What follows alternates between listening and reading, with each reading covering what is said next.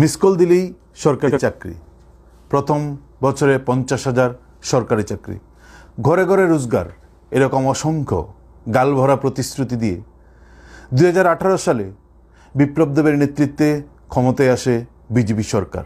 ক্ষমতায় বসেই সমস্ত প্রতিশ্রুতি ভুলে গিয়ে রাজ্যের বেকার যুবক যুবতীদের উপর স্টিম রুলার চালালো বিপ্লব দেবের নেতৃত্বে বিজেপি সরকার।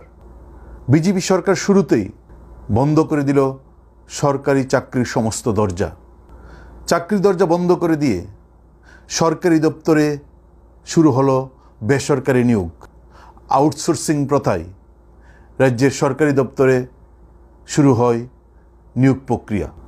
রাজ্যের মুখ্যমন্ত্রী বেকারদের উপদেশ দিলেন, হাঁস পালন করা, গোপালন করা, পানের দোকান দেওয়া, শুয়োর পালন করা, দুধ বিক্রি করা, ডিম বিক্রি করা,